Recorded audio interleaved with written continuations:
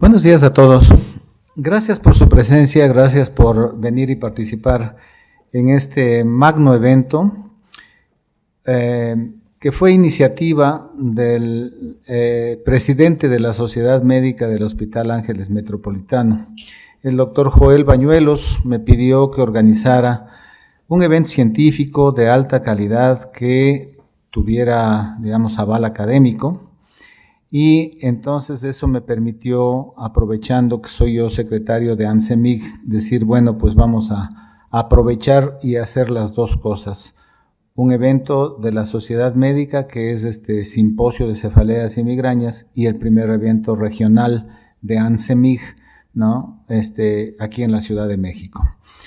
Entonces, una coincidencia feliz para nosotros y tratamos de armar un programa que espero sea satisfactorio para ustedes y que tengan mucha participación. Bueno, yo no voy a hablar mucho, le voy a dar la palabra al doctor Rubén Darío Vargas, que es el presidente de AMCEMIG, para que les dé la bienvenida, y posteriormente al doctor Joel Bañuelos para que haga la respectiva inauguración y les dirija unas palabras también. Doctor Vargas. Buen día a todos.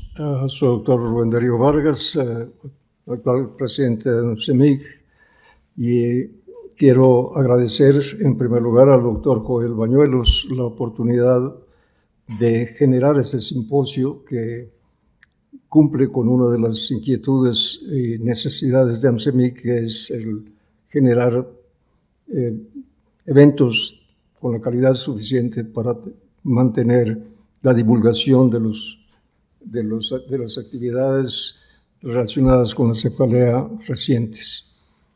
Quiero agradecer también al doctor Jefferson Proaño, quien es director del simposio, por la invitación que me ha hecho participar en este simposio y por el trabajo desarrollado tanto para el Hospital Ángeles como para AMCEMIG. Gracias a todos por estar acá.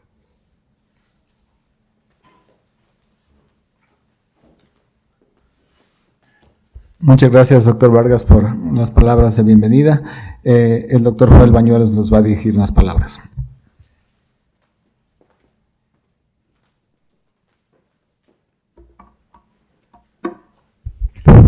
Muy buenos días tengan todos ustedes, pues reiterando el agradecimiento y la disposición que tienen de estar aquí en este gran auditorio. Una de las prioridades de la sociedad médica de este hospital es fomentar y es impulsar las actividades académicas, que es la esencia de nosotros como médicos. En ese sentido, y conociendo la trayectoria del doctor Jefferson Proaño, pues le solicité que en esta área promoviera un evento de una patología que desde mi muy limitada percepción en la esfera neurológica, y si las informaciones que consulté son adecuadas, nos afecta como población mexicana en un 15%, lo cual es de tomar en cuenta para implementar una estrategia de atención. Le agradezco el que haya aceptado, agradezco a AMCEMIG también su disposición para el enriquecimiento de este tipo de eventos, y para no dar más rollo, les voy a pedir que nos levantemos para hacer la inauguración oficial.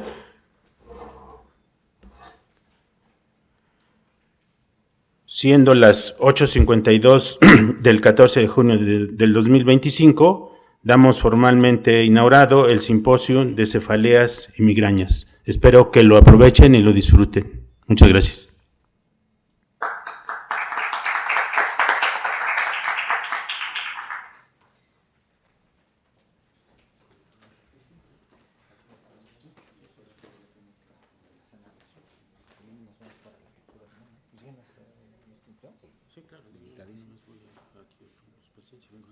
Perfecto. Gracias.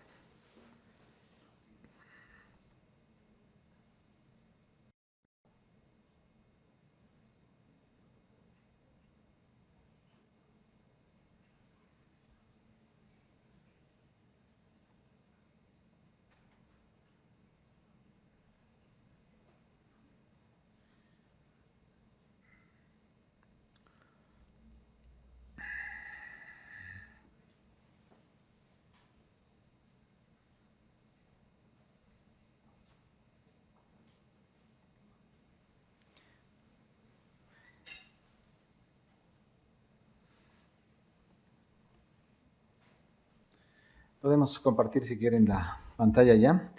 Les presento como primer ponente de este simposio al doctor Javier Andrés Galnares Olalde. Él está dedicado a enfermedades neuromusculares y cefaleas en el Instituto Nacional de Neurología y actualmente se encuentra haciendo su maestría en Copenhague en cefaleas. De hecho, tiene que viajar en unas horas de aquí para Copenhague para seguir con su maestría en cefaleas, y le agradecemos muchísimo el esfuerzo de venir y colaborar con esta presentación, que la plática se me hace absolutamente interesante, ¿no? Y creo que es de los temas fundamentales cuando se habla de cefaleas y migrañas. Entonces, el tema se llama Entendiendo la migraña, sus tratamientos y fisiopatología. Adelante, doctor Galnares.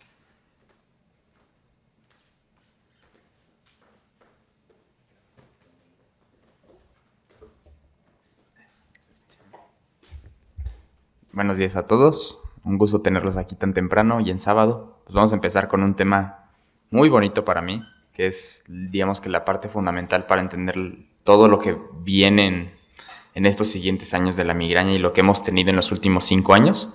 Entonces vamos a hablar un poco de la fisiopatología de migraña.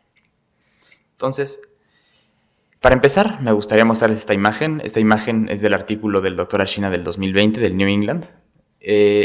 ¿Por qué me gusta resaltarlo mucho? Porque enmarca las principales razones por las cuales la migraña se explica en términos de fisiopatología. Sabemos que la fisiopatología de la migraña todavía no está del todo entendido, pero sabemos que hay varios factores que juegan un rol en esta enfermedad y tenemos aquí varias teorías de por qué ocurre y por qué en distintos fenómenos de la migraña, que los iremos viendo en el transcurso de la presentación, ocurren estos síntomas y signos, ¿no? Entonces vamos a tener varias teorías. Primero tenemos la teoría vascular, que es una de las teorías más estudiadas. Hablaremos más a detalle de esta más adelante. El fenómeno de depresión cortical.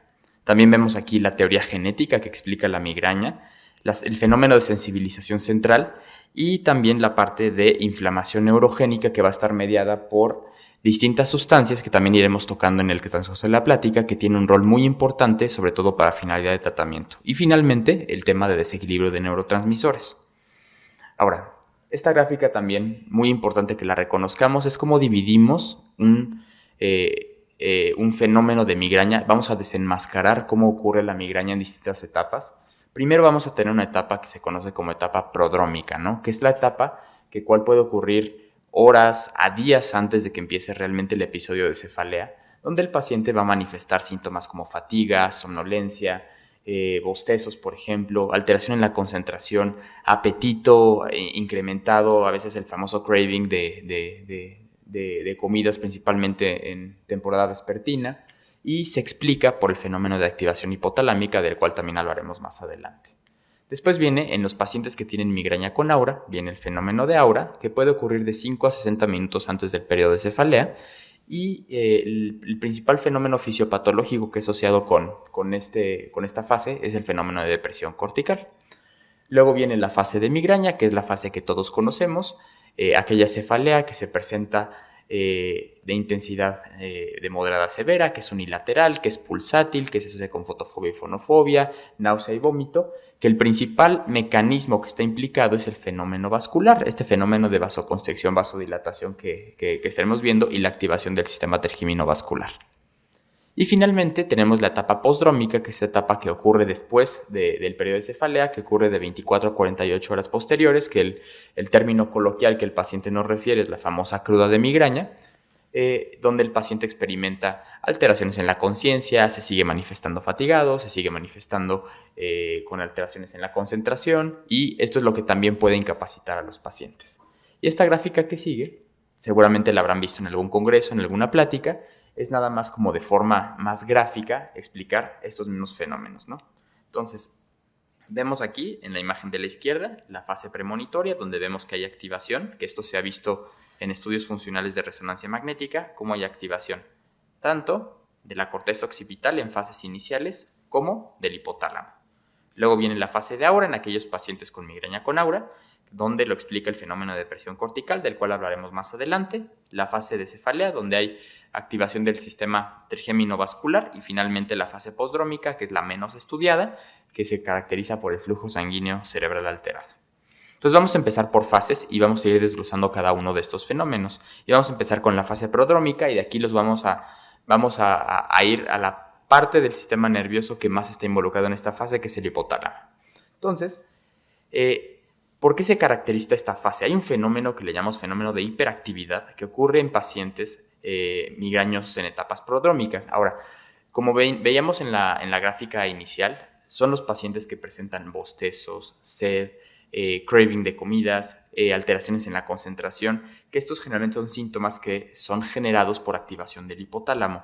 Ahora, ¿qué tiene que ver el hipotálamo? Si al final vemos que también la migraña la explica un fenómeno de activación trigeminobascular, existen vías dopaminérgicas que ahorita las mencionaremos, que están directamente relacionadas con distintos núcleos del hipotálamo, ¿no? Se ha visto también a través de estudios de resonancia magnética funcional que el estrés, que es uno de los principales detonantes de migraña hasta un 70%, va a activar el receptor kappa, que también es un receptor de opioides, va a aumentar la prolactina y se sensibilizan las neuronas trigeminales. Y el núcleo supracasmático, que es un núcleo principalmente involucrado con temas de sueño, va a estar con mayor evidencia de actividad. Entonces vemos la figura de la izquierda, tenemos aquí, déjenme señalarlo por acá para que lo puedan ver creo que va a ser más fácil así con puntero. Ahí está. Entonces, vemos la imagen de aquí de la izquierda, donde en pacientes que están en una fase prodrómica, lo que seleccionaron fueron pacientes que estaban de 2 horas hasta 48 horas antes de un episodio de migraña, que iniciaban con bostezos, con alteraciones de la concentración. Le hicieron resonancia magnética funcional y lo que se vio es este fenómeno donde se activaba el hipotálamo, ¿no? Ahora, a la hora también de irlo como categorizando por etapas, pues vemos que el patrón común en todos los pacientes que están en fase premonitoria es la activación del hipotálamo, aunque también vemos una activación inicial de la corteza occipital, que más adelante en pacientes con migraña con aura va a extenderse en el fenómeno de depresión cortical que tanto conocemos, ¿no? Entonces, alrededor del 70 al 80% de los pacientes con migraña van a experimentar en alguno de sus ataques al menos un síntoma premonitorio. Entonces, esto es importante porque muchas veces ya el paciente ya sabe que eventualmente va a llegar un ataque de migraña. Lo sabe porque empieza a comer más, empieza con rigidez de nuca, empieza otra vez con esta sensación de cansancio. Entonces son síntomas que podemos nosotros empezar a notar y que el paciente puede empezar a detectar para tomar acción antes de que venga el episodio de migraña. Y los síntomas se van a producir por una modulación inadecuada del hipotálamo y las vías dopaminérgicas. Yo sé que nosotros cuando vemos la presentación de la fase premonitoria de migraña, normalmente nos limitamos en eso que estamos comentando: bostezos, alteraciones de la concentración, sed y el craving de comidas, pero el hipotálamo tiene todo un espectro de presentación clínica que puede variar de paciente a paciente, ¿no? Entonces, otras cosas que puede cambiar son alteraciones, sobre todo también en el comportamiento, alteraciones emocionales, principalmente en mujeres. Aparte, el paciente puede tener mucho más errores en sus actividades de la vida diaria. Son pacientes que fácilmente en su trabajo pueden cometer algún error, que están disfuncionando en sus actividades también laborales, sociales y personales. Y hablando de los núcleos que están involucrados aquí en esta parte de la fase prodrómica de migraña, vemos que las neuronas del BC se van a proyectar en los núcleos del hipotálamo, principalmente preóptico lateral, anterior, el perifornicial y el caudal. Y esto va a dar lugar a la alteración de las funciones tanto emocionales como endocrinas como autónomas, y además va a haber estimulación de la dura madre y vasos meningios, que esto también tiene un rol en la fase de migraña. Ahora, ese es el fenómeno de la fase prodrómica. Ahora vamos a hablar un poco de la fase de aura, que también se ha estudiado mucho con el paso de los años por este fenómeno de depresión cortical, ¿no? Entonces, ¿qué es la depresión cortical? Les voy a poner aquí una imagen. La depresión cortical propagada es una intensa ola de despolarización que va a involucrar células neuronales y gliales en la corteza cerebral y en la materia gris subcortical. Entonces, ¿qué ocurre? Empieza a haber una liberación masiva de potasio y de glutamato, y va a haber aumento del sodio y del calcio intracelular. Y lo que ocurre es, empieza, como lo vimos anteriormente, en la porción más posterior de la corteza occipital, y a través de una propagación de 3 a 6 milímetros por minuto va a haber una despolarización masiva, y esta despolarización va a desencadenar fenómenos vasculares que ahorita vamos a ver más adelante, ¿no? Se ha visto en estudios de electroencefalograma que ocurre durante este periodo de presión cortical alterada, que en esta fase, a la hora de medir los ritmos en electroencefalograma, hay un ritmo alfa inicialmente y luego empieza a haber asimetrías de frecuencia pico sobre las regiones posteriores y empiezan a llegar los pacientes hasta un ritmo delta generalizado. O sea, lo que empezamos a ver es que se enlentece debido a esta despolarización generalizada. Y como vemos en la imagen de la derecha, lo primero que ocurre cuando empieza este fenómeno de presión cortical es un fenómeno de oligoemia que posteriormente va a traducirse en que empieza en distintas etapas a propagarse hacia la región anterior. Y al mismo tiempo empieza a haber una zona de hiperemia posterior donde empieza a ocurrir el fenómeno de despolarización. Ahora, lo que hemos visto también en el electroencefalograma es que los pacientes con migraña con aura también han aumentado significativamente la conectividad funcional en un rango teta, desde 4 a 8 Hz en el área occipital, y esto es importante porque esto es característico de los pacientes con migraña con aura. Esto no se ha visto en pacientes con migraña sin aura. ¿Y qué ocurre también? Empieza a haber cambios en el metabolismo energético, hay liberación de mediadores químicos en el espacio extravascular, pero también en el espacio perivascular. Además de liberación masiva de potasio, calcio, empieza a haber liberación de prostaglandinas, la excitotoxicidad medida por glutamato y liberación de óxido nítrico, que también esto va a dar lugar a este fenómeno de vasodilatación característico de los pacientes con migraña, ¿no? Entonces, ¿qué empieza a ocurrir? A nivel cortical hay liberación de ATP, de glutamato, se empiezan a activar las metaloproteasas, posteriormente hay ruptura de la barrera hematoencefálica, que esto es lo que también empieza a causar alteración de los gradientes y de paso de moléculas al sistema nervioso central, y empieza a haber mediadores químicos que van a activar las terminaciones nerviosas del sistema trigeminovascular. Y otra parte importante que ha tomado un rol en los últimos años, el sistema linfático, que estuvo olvidado por mucho tiempo, que es nuestro sistema de desecho. O sea, como a grandes rasgos, nada más como para recordar, está constituido por los espacios perivasculares, tanto arteriales como venosos y linfáticos, y su función va a ser eliminar los productos de desecho. Ejemplo, proteína beta amiloide, ejemplo, la proteína tau, y en el caso de migraña, pues, ¿qué tiene que ver? También está relacionado con la eliminación de CGRP. Este se va a activar durante el sueño, entonces aquellos pacientes que tienen alteraciones en sueño no alcanzan a eliminar la acumulación progresiva de CGRP, entonces esto puede ser responsable también de detonar ataques de migraña. Ahora, en estudios pues ya más como funcionales y a nivel como microscópico, estudiando el sistema linfático, lo que empezamos a ver es que pacientes con migraña empieza a haber alteración en la eliminación de este producto de desecho, ¿no? Y en un estudio que me gusta mucho, que estuvieron, digamos, buscando pacientes que tenían migraña con aura, les hacíamos de forma simultánea un electroencefalograma y resonancia magnética y veíamos en secuencias de perfusión qué es lo que sucedía. En secuencias de perfusión durante una hora visual se encontró una disminución de la perfusión a nivel occipital, lo cual apoya esta teoría de que existe un fenómeno de presión cortical que va expandiéndose a lo largo de la corteza occipital y que genera un periodo de oligoemia transitoria, ¿no? Y en pacientes con aura sensitiva empiezan a ver cómo empieza a notarse más en secuencias de susceptibilidad la vascularidad en áreas sensitivas. Y en pacientes, por ejemplo, con aura sensitiva y afasia motora, pues también vean la mayor vascularidad en esa área, que también es de forma transitoria. Y después viene la fase de cefalea.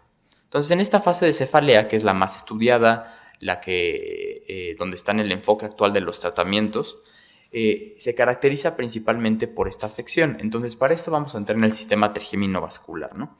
Entonces, recordemos que una de las teorías por las cuales ocurre la migraña es porque nosotros tenemos en el sistema trigeminovascular a las arterias y venas meningias. Estas arterias van a tener terminales trigeminales que van a ser las responsables de la transmisión del dolor a lo largo de una vía que ahorita les mencionaré, ¿no? Entonces, ocurre este fenómeno de vasodilatación, vasoconstricción. Esto va a liberar sustancias o inmunomediadores que eventualmente van a activar a las terminaciones nerviosas trigeminales. Se va a enviar un estímulo en las neuronas de primer orden que va a llegar al ganglio trigeminal que vemos aquí. Después va a haber una sinopsis en el complejo trigémino cervical que se encuentra acá, y después aquí va a haber un nuevo relevo por el tracto quinto talámico, ¿no? Hasta llegar al tálamo y del tálamo ya esparcirse por toda la corteza cerebral. Entonces, ¿qué tiene que ver esto con los tratamientos? ¿Por qué los tratamientos han sido exitosos? Porque están enfocados sobre estas bases fisiopatológicas que les menciono, ¿no? Entonces, tenemos aquí dentro de los vasos sanguíneos meningios y dentro de las terminaciones nerviosas tenemos dos receptores serotoninérgicos que son el 5-HT1B, el 5-HT1D y uno adicional que es el 5-HT1F. ¿Dónde se encuentra cada uno? El 5-HT1B se encuentra directamente en los vasos sanguíneos, el 5-HT1D en la neurona periférica, en las terminaciones trigeminales, y tenemos 1B, 1D y 1F en las neuronas centrales. ¿Y cuál va a ser su función? El 5-HT1B es un receptor que se encarga de hacer vasoconstricción, y normalmente en un ataque de migraña empezamos a ver la liberación de los moduladores, por ejemplo CGRP y PACAP, cuando ocurre el fenómeno de vasodilatación. Entonces, el receptor 5-HT1B, al activarse, va a generar vasoconstricción, disminuyendo la liberación de estos mediadores e indirectamente disminuyendo la transmisión de dolor. Luego tenemos los receptores 5-HT1D, que como mencionamos están en la neurona periférica trigeminal, que la función de este receptor es inhibir la transmisión de la señal del dolor y la estimulación de la asta dorsal presináptica. Y finalmente el 5-HT1F, que se encarga también de mediar la transmisión central de dolor. Y si recordamos, estos son los blancos terapéuticos de dos grupos de medicamentos. El 5-HT1B y el 5-HT1D para los triptanos, el 5-HT1F para el lasmiritano, ¿no? Y esta es la razón por la cual los triptanos generan este efecto de vasoconstricción y están contraindicados en aquellos pacientes que tienen cardiopatía isquémica, que tienen vasoespasmo coronario cerebral o hipertensión descontrolada. Ahora, hemos visto en los últimos 10 años un avance brutal en el entendimiento de moléculas que están relacionadas con la migraña, ¿no? Y esto se ha debido gracias a los estudios de provocación, donde los estudios de provocación, para hacerlo algo muy sencillo, lo que hicieron fue en pacientes que venían en un ataque agudo de migraña, se obtuvo una muestra de sangre, se purificaron poco a poco las proteínas que se encontraban en esos pacientes y estas se volvían a infundir más adelante en pacientes con migraña. Esa fue la forma en que se empezó a hacer todo este estudio. Y esto ha llevado a que conozcamos diversas moléculas, principalmente de las que les hablaré hoy, es de estas dos, de CGRP, que es el péptido del gen relacionado con la calcitonina, y el PACAP. Estas dos moléculas han ganado mucho terreno porque se ha visto que en los pacientes con migraña se encuentran niveles elevados de ambas moléculas y que al estar presentes en el espacio sináptico y activar sus receptores va a haber transmisión de dolor, aparte de un efecto vasodilatador que ahorita lo mencionaremos más adelante, ¿no? Entonces vamos a empezar con el CGRP, que son las siglas del péptido del gen relacionado con la calcitonina, y como les decía hace rato, es un señalizador del dolor y además es un potente vasodilatador. Y al ser un vasodilatador genera un círculo vicioso porque la vasodilatación genera producción de CGRP, el CGRP produce vasodilatación y esto hace que el periodo del dolor sea cíclico y constante, ¿no? Ahora, en pacientes con migraña, pues los niveles plasmáticos generalmente van a estar elevados. Y esto se documentó porque al nosotros poner CGRP en pacientes con migraña, pues les detonaba ataques. Y este fue el estudio que documentó cómo el CGRP generaba ataques de migraña en los pacientes. ¿Qué es lo que se hizo?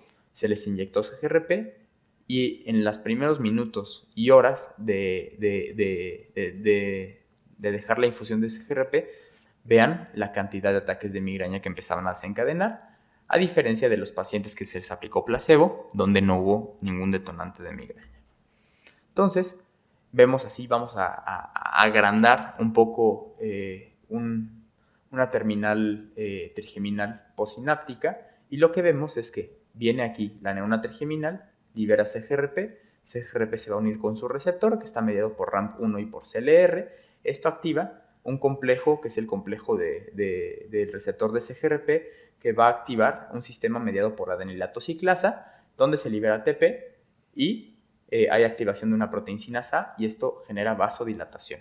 Y además hay un rol, además de generar vasodilatación, donde el CGRP potencialmente puede estar relacionado en el fenómeno de sensibilización central. Y ahora esto va a dar pie a que entendamos por qué los medicamentos que tenemos en la actualidad que actúan sobre esta molécula, pues también inhiban la transmisión de dolor, ¿no? Yo no me voy a enfocar mucho en esto, ya habla plática de tratamiento de migraña, pero a raíz del conocimiento de esta vía del CGRP, pues han nacido medicamentos que actúan sobre este sistema, donde vamos a tener anticuerpos que van directamente contra la molécula, anticuerpos que van contra el receptor y antagonistas del receptor que al final van a llevar a cabo disminución de la vasodilatación de forma indirecta y de forma directa, inhibición de la transmisión del dolor. Ahora, recientemente también estamos viendo un avance en el entendimiento del PACAP, que era la otra molécula que les mencionaba, que también es un modulador y transmisión del dolor en las terminales trigeminales, pero además del CGRP, que el CGRP nada más lo vamos a ver en la terminal trigeminal, el PACAP también va a estar involucrado en las vías parasimpáticas. Entonces, potencialmente, en los pacientes donde hay activación del núcleo esfenopalatino o de las vías parasimpáticas, pues también hay liberación de PACAP. Entonces, habrá un rol en el tratamiento adicional a lo que estamos viendo con CGRP. Se podría utilizar para aquellos pacientes que tienen también síntomas autonómicos importantes. Pues ahorita eso está en protocolo de estudio, ¿no? Este es el estudio que publicó el doctor Ashina recientemente en el New England, donde utilizó un anticuerpo monoclonal dirigido contra PACAP y el nombre que actualmente con el que lo conocemos es AGO 9222. Les administró una dosis única de este anticuerpo, dosis de 750, y hubo un decremento de 4.2 días de migraña al mes. Pero les digo, esto no me voy a enfocar, se van a enfocar más en tratamiento más adelante, pero es importante que conozcamos que ya hay tratamientos que van dirigidos contra PACAP. Y como vimos hace rato, pues parece haber un rol similar en la fisiopatología mediada por CGRP y PACAP, ¿no? Entonces, si nosotros lo vemos, la fisiopatología mediada por CGRP, en el 63% de los casos, van a generar en los pacientes cefalea de tipo migrañosa. En el 9% va a haber relación con síntomas premonitorios y además, cuando a los pacientes se les infundió con CGRP, muchos de los efectos secundarios fueron flushing, sensación de calor, palpitaciones, mareos, y si se fijan, hubo muchos síntomas autonómicos que no presentaron los pacientes con infusión con CGRP, a diferencia de como vemos con PACAP. A la hora de infundir con PACAP, el 72% de los pacientes desarrollaban cefalea de características migrañosas con un 48% de síntomas premonitorios. ¿Esto qué nos da a entender? Que si nos vamos a la fisiopatología, ya vimos que el fenómeno que es responsable de los síntomas premonitorios es el hipotálamo. Parece haber un rol más relacionado con PACAP que con CGRP. Y este tiene un mayor rol en síntomas parasimpáticos, que es lo que mencionábamos hace rato, de que PACAP sí está presente, como tanto la molécula como el receptor, en los nervios parasimpáticos. Ahora, viene la fase posdrómica, que la fase posdrómica es la fase más complicada porque es la que actualmente menos entendimiento hay. Es la que, pues es como la apestada de las fases de la migraña, ¿no? Entonces, para entrar a la fase posdrómica, sí quiero mencionar nada más el rol del tálamo, que no solamente está involucrado en la fase posdrómica, también la vemos relacionada en la fase de cefalea, como vimos anteriormente en el relevo quinto talámico. Pero también el tálamo es un centro clave que también sirve para procesamiento sensorial y de dolor. Y además tiene un rol muy importante para modular alodina y la fotofobia, ¿no? Y las redes talamocorticales hemos visto que hay disfunción de ellas en pacientes que tienen migraña y sobre todo va a estar implicado el tálamo en la fase posdrómica, ¿no? Entonces aquí vemos nada más la misma vía que mencionamos hace rato, donde hay este relevo de la vía trigeminovascular con la activación del núcleo cervical del quinto, posteriormente la vía quinto talámica que llega al tálamo y del tálamo ya finalmente se esparce en la corteza.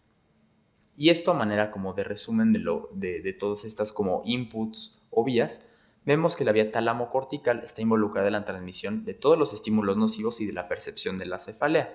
Además, la sensibilización contribuye a la alodina y puede ser crítico para el entendimiento de la fotofobia y de la fonofobia. Ahora, hablando ya específicamente del posdromo, pues es la fase menos estudiada y menos comprendida, pero el 81% de los pacientes van a tener esta fase Y esta fase para los pacientes es incapacitante, porque a pesar de no tener cefalea, los pacientes siguen igual de incapacitados en su trabajo por esto. ¿Qué vemos en los estudios funcionales? Que hay una disminución generalizada del flujo sanguíneo cerebral, lo que explica la multitud de síntomas experimentados por los pacientes. Entonces, como les mencionaba al principio, ¿cuál es digamos que el fenómeno que más explica la fase postdrómica? El flujo sanguíneo cerebral alterado, ¿no? Entonces, este estudio que se hizo midiendo con un registro electrónico de los pacientes en fase postdrómica, este estudio se llamó el postdromo de la migraña, conducido por el Dr. Goldsby. ¿Cuáles son los síntomas que identificó, ¿no?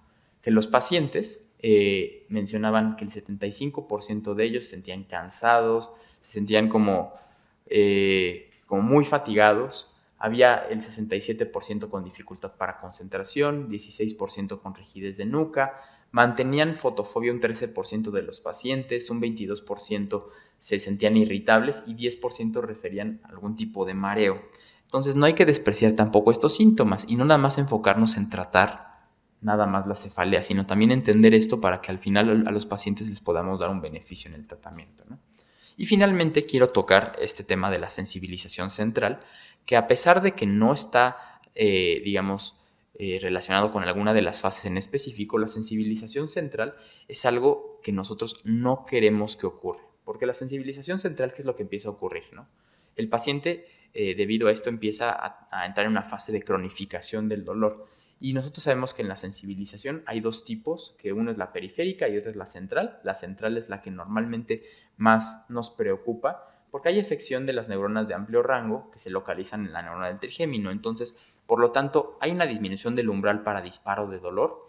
Los pacientes con cualquier estímulo empiezan a generar ataques repetidos de migraña y eventualmente esto lleva a la cronificación. Pero también existe un fenómeno de sensibilización que es periférica, donde hay hipersensibilidad de las neuronas de primer orden tras la repetida activación del sistema trigeminal. Y estas dos son responsables de la cronificación, ¿no? Entonces esto es importante recordarlo, ya se tocará más adelante en el tema de cronificación, que si no me equivoco va a hablar el Dr. Jefferson al rato de esto, ¿no? Y ya, sé que con esto estamos hablando es mucha información, o sea, intentamos resumir todo lo que ahorita conocemos de evidencia de la fisiopatología en migraña. Es muy compleja, las vías todavía no están del todo entendidas. La que más conocemos es la trigeminovascular porque es la que más se ha involucrado en las fases de investigación por medicamentos, pero pues estamos ahorita conociendo mucho de ello. Los estudios de provocación cada vez nos dan un poco de más luz en el entendimiento de la migraña y esperemos que esto beneficie más adelante en obtener mejores tratamientos, más seguros y en tener más herramientas para nuestros pacientes. No sé si aquí alguien tenga alguna duda, alguna pregunta. ¿No? ¿Todo claro? ¿Ya entienden perfectamente la migraña? Muy bien. Pues no quiero dejar de agradecer a todo el equipo de AMSEMIG, al Dr. Jefferson Proaño, a todos los demás por invitarme aquí a dar esta plática y los dejo para la siguiente plática. Muchas gracias.